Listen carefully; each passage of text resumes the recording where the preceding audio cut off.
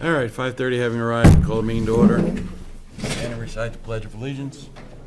I pledge allegiance to the flag of the United States of America and to the republic for which it stands, one nation, under God, indivisible, with liberty and justice for all.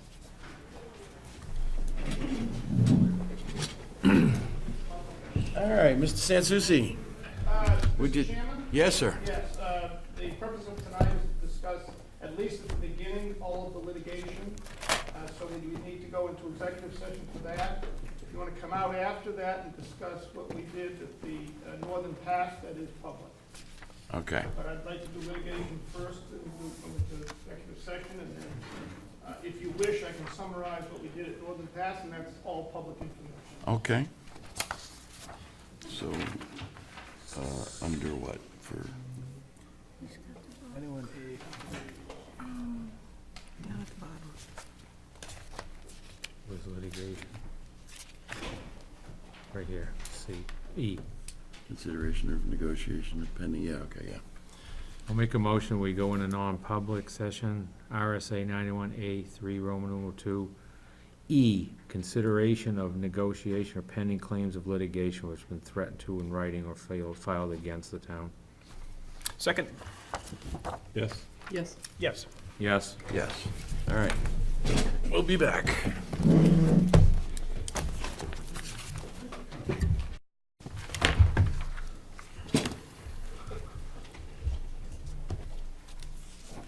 Are we live? We're live. All right, I want to note for the record that no action was taken in non-public session. Could I get a motion to seal the minutes of the non-public session? So moved. Second. Yes. Yes. Yes. Yes, Mr. Pittman is excused. Okay, George. Thank you, Mr. Chairman. The second part of tonight's discussion is to summarize the group meetings that we had. You sent two representatives to the Conservation Commission. You want to stay close to that microphone, You get you to please? stay close to To the Northern Pass meetings. And what we did is, in response to Public Service's proposal to the various communities regarding a deal, a tax deal, we prepared a town hall meeting style seminar for all the northern towns in Whitefield, New Hampshire, and then all the southern towns in Concord, New Hampshire, over the last 3 weeks.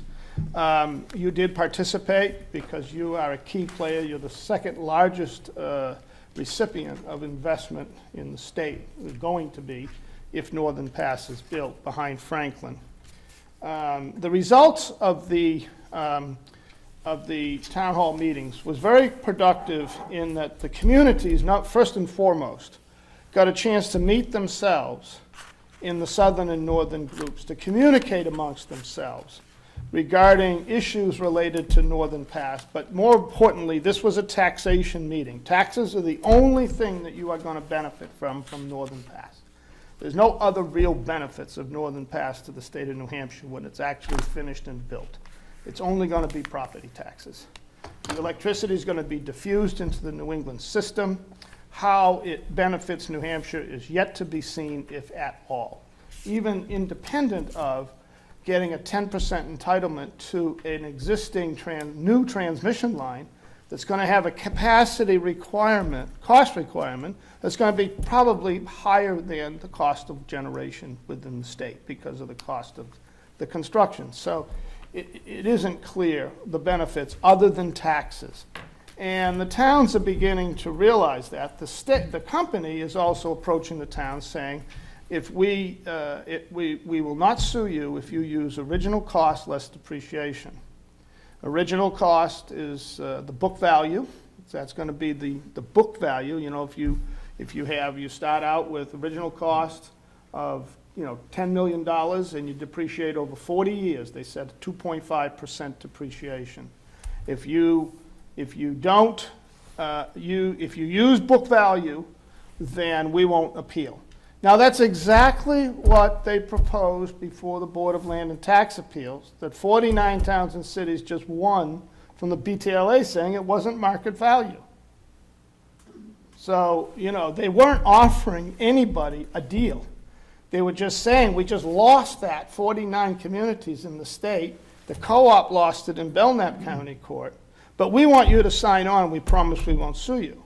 And obviously, the appearance of all of that new tax base looks, it's juicy in the first instance.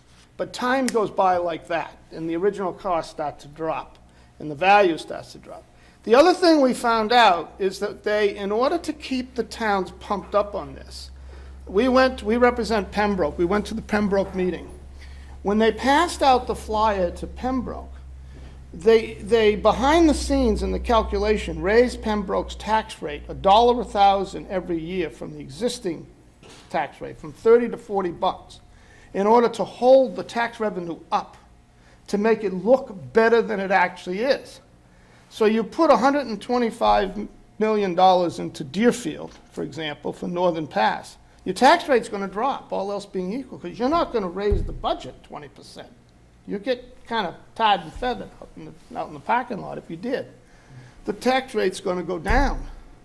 They've kept it up and then kept it up for 10 years to show the same approximate level of revenue. So the town looked at it and said, oh, look at this, we're going to get $800,000 every year. When in fact, by book value, it just goes down. So the other thing is that a lot of people didn't realize in the state that when Hydro-Quebec came through the first time, you know the big line that goes through Bedford, Dunbarton, Hopkinton? That's Hydro-Quebec Phase 1. That's 450,000 volt DC. Largest interconnection between two countries built in the world at the time. It was commissioned in 1990. First appeals came in 1992. They immediately started appealing for book value. The feds give them, it's federally regulated. You have no recourse at the state. Northern Pass is going to be federally regulated. The feds give them jumbo depreciation, actually give them 25-year depreciation to incent them. And as we sit here today, that 25 years is up. That line cost over $300 million for the line, a couple $100 million for the converters. It's on the books. It's worth $13 million in the state of New Hampshire. 145 miles of 2,000 megawatts, twice the size of Northern Pass today, $13 million.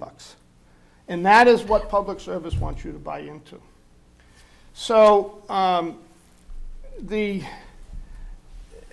you have all the handouts I gave, and you're welcome to copy them. We can send more, and you can give them to the selectmen and everything. But I wanted to point out to you some relative numbers on what the proposal from Public Services, and you don't have to do anything because this is not built. The only takeaway from my discussion is you don't sign up to anything because it's not built at this time. But don't agree to something at this time either. And the towns would like to, if this thing gets approved and if the shovels start to turn, the towns want to pull together a management group that manages the tax issues, a defense group that defends the tax issues, so that no one small community or large community gets hammered on an appeal that in fact sets a precedent for the others. But everybody supports each other because they're going to pick on the small communities and try to get precedents set. Or they're going to go to the legislature, and you may have to argue with the legislature as a group. All, was it 40 some odd communities? Do you remember the number? 41? Yeah. The proposal Public Service was talking about, for every $40 million of value, and you're going to have 120, so just multiply these numbers times 3. At a 1% actual tax rate increase is going to yield about $20 million in taxes total over 40 years. At a 2% increase in taxes, tax rate, that's going to be about $22 million. All right? That is the book, that is using the book value, what Public Service is proposing. Using fair market value, reproduction cost new less depreciation, over the 40 years, what we have won at the BTLA, and what all of the current cases moving through the court and the BTLA have in them. The actual taxes over 40 years for that same 40 million be $74 million. So it's not 19 or 20 million, it's 74 million, or 3.5 times greater And at a 2% increase, it's approximately 95 million in taxes. So the spread, you're going to be looking at you're approximately 3 times this. You're going to be looking at total taxes on a fair market value basis of Northern Pass in the order of 200 million at a 1% tax rate increase, starting at approximately $21 a thousand. That's what you were saying. Yep. And that's the 3 pieces of the tax rate, not the 4th. Okay. You're going to be looking at approximately 200 million in taxes, fair market value versus 60 million in taxes under the public service proposal. That $140 million spread is real money. If your tax rate goes up any greater than that rate of 1% increase, then you'd be looking at taxes of approximately 285 million over the 40 years. So that's the takeaway that I wanted to give you tonight, that we're sending around to the different communities. And the only action item is no action. It's that, okay, thank you very much, but let's see what you end up getting approved. Let's see what's built, and we'll talk taxes at a later date, because there's a lot of other hurdles to deal with. Now, you're in the AC portion of the line. That's what we call, not the DC. You're in the alternating current portion. It's converted in Franklin, and all of your work is going to be upgrades to the AC line, where you're going to be moving and switching that power throughout New England, right here in Deerfield. It's going to get converted in Franklin, brought to Deerfield, and Deerfield's going to send it from here to Newington, Seabrook, Canada through Maine, down to Massachusetts, and across all the way to Vermont. So you're going to be that hub in the middle of the spoke. So that's the takeaway on Northern Pass. That's part of what we do, is managing utilities and utility values for the various communities. This is a moving target. It's a living target.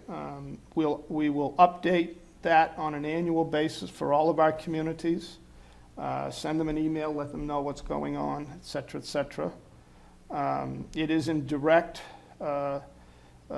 competition to the lobbying that Public Service has done for you. My job, I represent a little less than half the towns on the line, and my job has been to manage their utilities and bring them this type of information. So, and this is public stuff. I mean, we did it in a public forum. If you have any questions, if the public has any question, that's all fine. I'm not passing judgment on whether or not it's a good or bad project. If it's built, you have a responsibility ultimately to value it. Understood. So, questions? Anyone? Not at this time. Good job, thank you. We gotta do this quickly, Jeannie, okay? Yep, just a quick question. Who is going to bear the burden of arguing the proposed book value approach versus fair market value approach? So that If towns will benefit from the higher tax revenue. Right, if there is talk right now about a group getting together. There are only certain things that the Energy Facility Siting Council can rule on. One of them over the years has not been taxes, because they consider that a separate set of laws and a local issue, not a town, a community issue. So this is going to be something that's going to transcend FSAC. You're not going to get a ruling out of them. The courts, if it's built, and if there are appeals, the towns already recognize the benefit of fighting those appeals as a group. So if they choose to appeal Deerfield, and the group is ultimately 30 towns fund the fight for Deerfield, because it's going to affect all 30. And that is the same group we have now for Public Service and Co-op. So I suspect it's going to be some group of the communities, because whatever happens in any one court is going to affect all the towns. Okay? The legislature does have, through the ASB, the right to legislate how this is going to be valued. And that may be a forum that the group may choose down the road, a year or two from now, if Public Service persists on insisting that it's not going to be fair market value. Mm-hmm.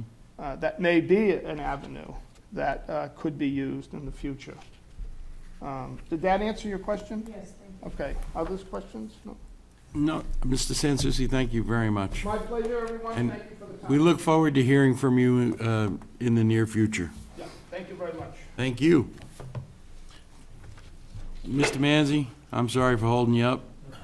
We're probably gonna need to go into non-public on this. Ooh, which one is this? Well, Hiring? no. Setting compensation Gonna for an It's gonna individual. be about specific person, isn't it? I think we want to talk about the specific position first, not the person. Okay. Does that make sense? Yeah. We'll see. I may change my mind. Have a seat, boss.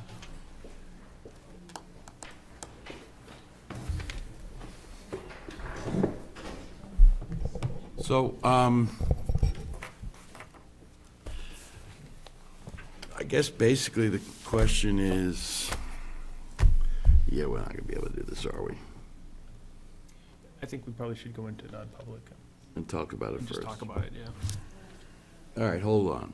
Can I get a motion to go into non-public session, please? You may. I'll make a motion that we go into non-public, RSA 91A3, Roman numeral 2, B, the hiring of any person as a public employee. Second? Yes. Yes. Yes. Yes. Yes. All right. One more time.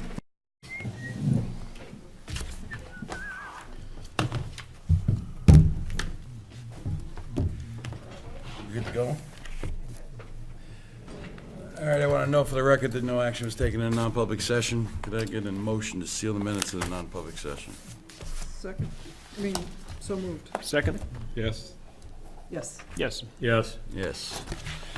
All right, back to the agenda.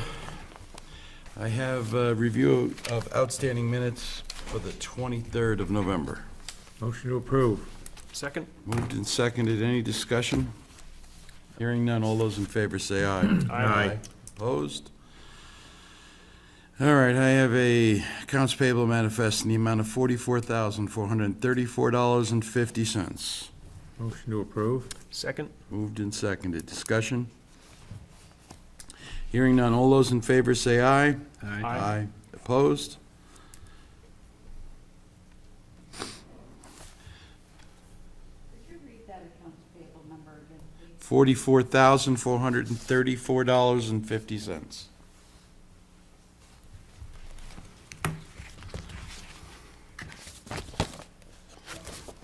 Yep. I have a notice of computer adjustment, a recommendation to abate the amount of $2,625.43 on the 2009 tax lien on map 42, lot 10, located at 237 Courier Road in Deerfield, New Hampshire. And this is, the reason for the abatement is to clear the 2009 tax lien. I'd make a motion that we grant the abatement as recommended by our assessor. Second. Moved and seconded. Any discussion? Hearing none. All those in favor say aye. Aye. Aye. Opposed?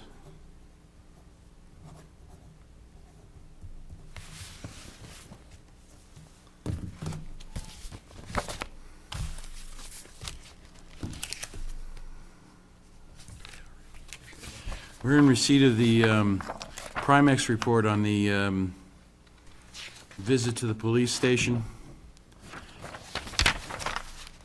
And the board, I don't know if everybody's had a chance to look at it. No, she said it just came. It just came. We should take a look at it. Our next meeting is 2 weeks. 2 weeks. Yes. And we'd need to decide whether or not we wanted to put this on the webpage. So everybody spend the next, whatever time it takes, take a look at it, make a decision.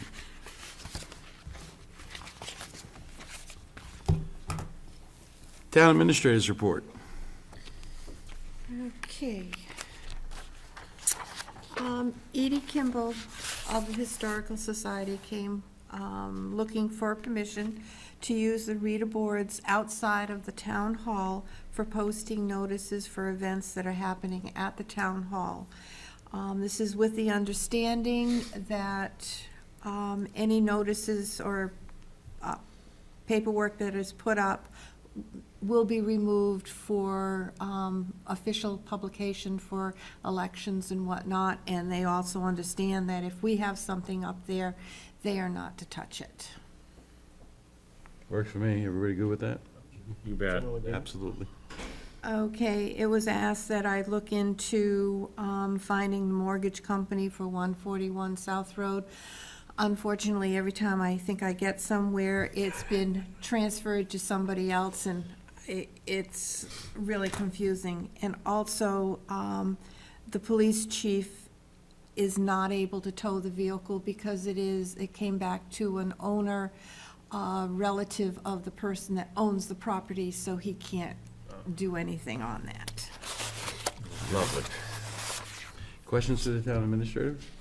Not now. Thank you. Unfinished, new, or other business? Andy? Yeah, I had one quick thing, and it's probably not fair to the road agent to bring this up without him, but I'll just mention it. I was watching the town highway department remove a beaver dam and by my office, and they've been there three times now, and I was thinking, well, they're doing that because of the road, and then the more I thought about it, I thought, well, the road that it would affect is a state road, and I'm sure there's a concern about it from the property owners beside it, but I just wondered what our policy was and why we were putting the time and money into removing the beaver dam, because if it's a private property owner issue, I think it should really be up to the private property owner to handle the beaver dam, not the Was highway this the department. one under the James City Bridge? It's about, maybe 25 feet upstream from the James City Bridge. Because yesterday, I met the new owner of Rita Stevens's place, and he was complaining about the beaver dam and saying how it was raising the water on his property, and, I think it surely is, but I'm not certain that that's something that we should be paying Okay. our well, crews to take care of. so we'd have to find out what was the And reason, yeah. what was the reason that they went there to do such a Well, thing? I'm not so concerned about what the reason was that they did it, but I think moving forward, we might want to just clarify what our policy is, and Well, Okay. I mean. No, I'd- that I'd be makes curious- sense. Yeah, but I would be curious why they were doing it. I mean, why they thought it made. Well, the gentleman who brought it up to me said it was right at the bridge. it's a little bit upstream from the bridge. Okay, so, because I was concerned, hey, we just put the darn thing in and, And Mark may come back and say, hey, it's affecting a drainage pipe that I can't see or something like that, and we had to okay. do it. But I think there was a contractor or two contractors involved in removing it too, so. really? um, Do you want Mark to come talk to us about it? Yeah, I don't know if he is due for another visit, but yeah, as I said, and my primary concern is what we do Mm-hmm. going forward. All right, anyone else have any? I have one thing, I don't know if everybody received a phone call Oh, yes. to, I'm trying to think of it, it was either Thursday or Wednesday or Thursday or Regarding the Friday. power outage. Someone with a power outage across from the community church, and she was going to call every single selectman and every person that she could possibly say. And it's a thought that also has occurred to me occasionally, whatever the power company's name is, they've been upgrading all their lines and everything, and it seems to me that the power outages are increasing, not decreasing. And this was this woman's complaint. Her partner was suffering from stage 4 cancer and was going through chemotherapy, and the power went out, and it's happened too many times. But my main concern on this is that I think we're having way too many power outages for the modernity of the equipment. Go ahead. Yeah, that's basically what she expressed to me as well, that she understood that there was nothing that the select board could do about turning the Right. power on immediately, but that we were not a third world or developing country, and it seems like we lose power regularly. And on regularly beautiful days. Exactly, and nothing that you can really, so I guess that one was a substation in Raymond. And it affected both Eversource and co-op customers. Is that the outage that was Wednesday? I think so, yeah. Wednesday morning for about an hour and a half. Because I was out of town, of course, driving around, and, oh, the power's out? Yeah, I didn't know that. Beautiful day. Did you tell her that? Yes, because she said, I could barely hear you. I said, I'm on a Bluetooth and I'm actually driving a truck around. I apologize, but At least you didn't have the turkey. she was in the very irate, and I understood why, but it's just, and she mentioned how, yeah, I understand that you guys can't get the power turned back on, but don't you think that you should be looking into the fact that Okay. they seem to be coming more often? Her suggestion to me was, when you talk, she said, I know you have an Eversource representative. She said, I assume you talked to someone similar from Cooperative. She said, I would love it if you could bring home this point and bring any pressure to bear that you could. Do we want to wait to talk to one of them, or do we want to try and put together a letter and to send to both of the people with that question, you know, or is it even worth it? I'm just, you know, throwing everything out. It might be worth a letter, just to ask. Certainly, You know, certainly the can't upgrades hurt. they're doing, why is it? Or they could let us know, but what would we do if they did? Well, I was just thinking, do we have any way of tallying the update? I mean, I don't remember when they are, but, I mean, I have the same feeling that we have more. To me, in the last 2 years, it's increased as opposed to decreasing, and they've been working on all the lines. You know, they've been upgrading the poles and cutting back the trees and doing all this, and it seems to me the frequency, I mean, it might have some value in, you know, that Eversource, I guess, is in a position where they should be making friends, not enemies. Yeah, I think a letter would be a good idea. and- so a letter stating that Catalina we've had residents been complaints. concerned about the frequency of power outages in the town of Deerfield, and is there anything that you can comment on or tell us about that may or may not be causing this? Good idea. That's a good idea. Is it okay if I sign such a thing when Jan puts it together? Yes. Yes. Okay. Agreeable to that. Do you want it for both New Hampshire Electric and? Yeah, let's send it to both. Don't bother calling Rebecca. Off the answer machine, too. All right. Yeah, she got my cell phone number, and it's like, she's, is this Steve? I'm like, uh-oh, what did I do now? Anyhow, Back over anybody. we'll get back to it. Do we need to go any more non-publics? I think we're okay. Citizens' comments. Mrs. Katie.